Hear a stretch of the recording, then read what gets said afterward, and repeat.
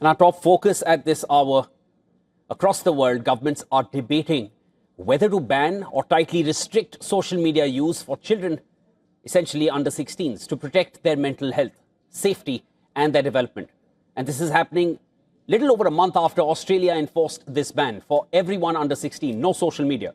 And that became the first country, Australia became the first country to ban social media for children under 16. The chorus for similar actions by other countries is growing louder. France, as I just mentioned, and now also in India. The state of Goa has become the latest to consider an Australia-like law banning social media for children below the age of 16. According to the state's information technology minister, the matter is under consideration at the highest levels of the government. The development comes days after Andhra Pradesh IT and Education Minister Nara Lokesh stated that the government was considering a similar ban on social media for children below the age of 16. So now you have two Indian states considering a similar ban. World over, more countries are emulating Australia's moves. Australia enforced this ban on the 10th of December, 2025. France's National Assembly most recently backed a bill to ban children under the age of 15 from accessing social media platforms. And this is over growing concerns over online bullying and mental health risks among minors. Lawmakers voted 116 to 23 in favor of this proposal, clearing the way for the bill to move to the Senate for further debate before a final vote is taken in the lower house. The bill proposes banning under 15s from social networks and social networking functionalities embedded within broader platforms and reflects rising public angst over the impact of social media on minors. The legislation would require platforms to block access for young teenagers through age verification mechanisms that comply with European Union regulations. President Emmanuel Macron has urged France to move quickly on this, calling for the ban to be implemented by September of this year, at the start of the next academic year. French lawmakers say that the move reflects growing public concern over the impact of social media on children's well-being. And this is not just in France or Australia, this is the world over, especially here in India as well. Similar concerns are arising everywhere. And this includes the exposure to cyberbullying, addiction to the real culture, shortened attention spans due to quick content and dopamine boosts, and social pressure which comes along with it to maintain images. Macron has linked social media to rising violence among young people and has pointed to Australia's world-first social media ban for under 16s as a model. In France, there is broad political and public support for restricting minors' access to social media. Far-right lawmaker Thierry Perez described this issue as a health emergency, questioning the cost of unrestricted online expression for children. A 2024 Harris Interactive survey found that 73% of French citizens support a ban on social media for under 15s. The bill also seeks to extend an existing ban on smartphones in junior and middle schools to include high schools. The move has sparked a wider debate on whether an outright ban is an effective way to curb the harmful impacts of social media on kids, or whether better supervision is needed and age-appropriate limits are the ones that pave the way forward.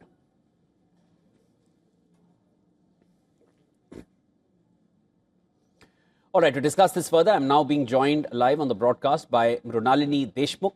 She's an advocate from the Bombay High Court. Ms. Deshmukh, thank you so much for joining us here on the broadcast. You've heard the report, ma'am. Countries around the world are now looking at Australia and what they've done. These mental health issues are real.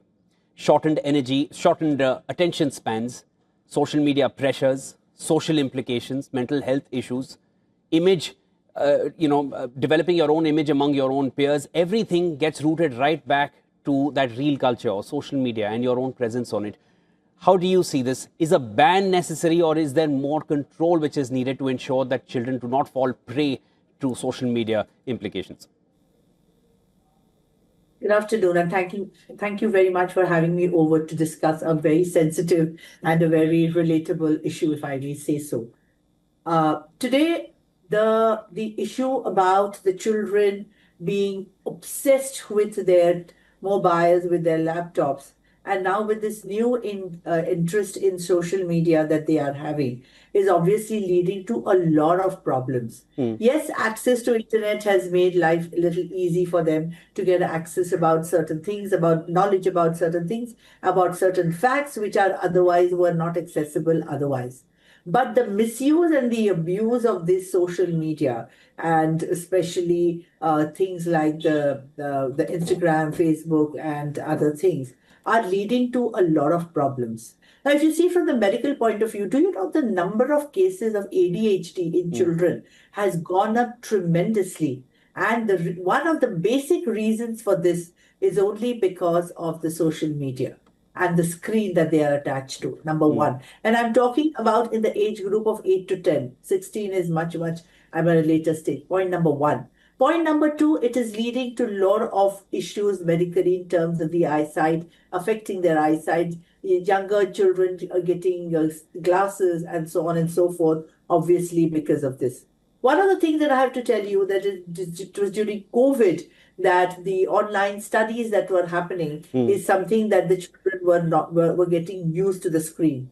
But now that has now turned into an addiction.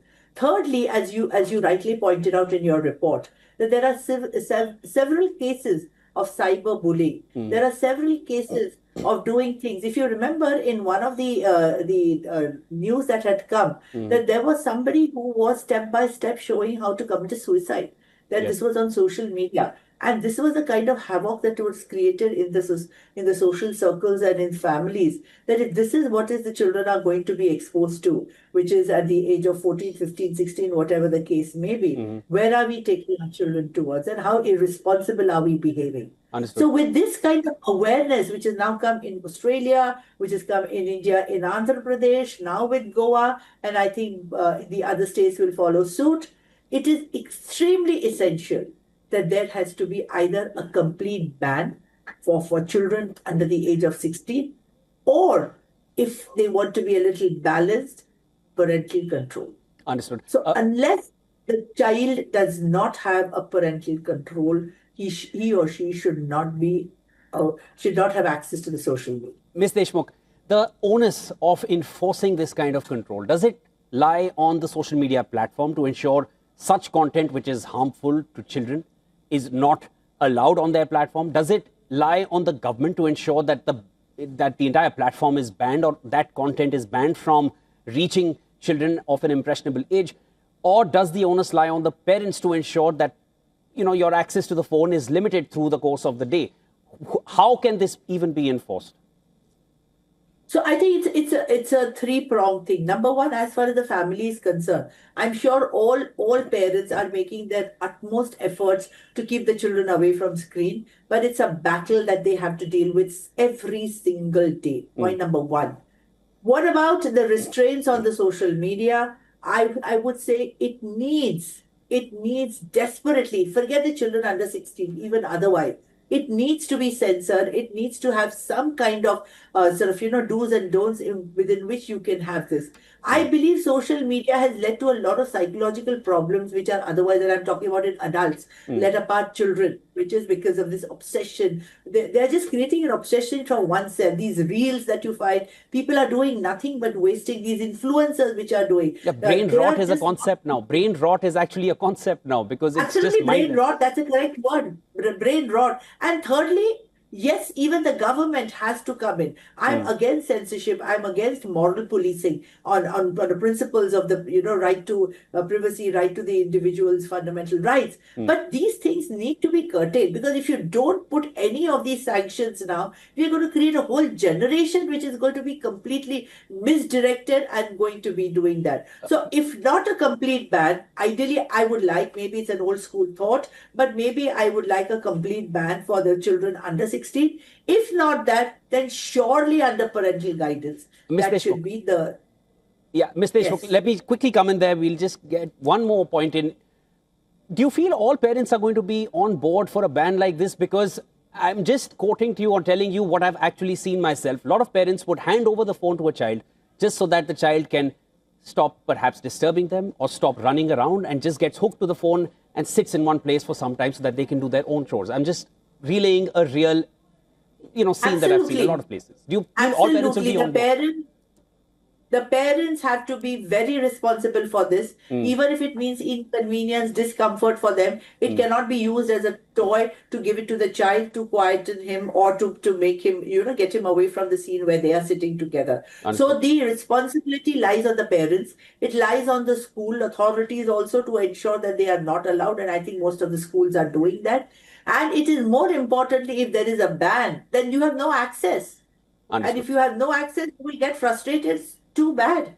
Too bad. It is better that they get frustrated. It is better that the children are angry and whatever it is. But at least we will be saving a generation from this brain rot, as you rightly stated. Ms. Deshmukh, thanks so much for joining us. And as you mentioned, the responsibility doesn't just fall on the parents. It has to be a collective responsibility where the school also comes in and the government also needs to take certain steps to ensure that the generation and the gets social media, the social platforms. media also.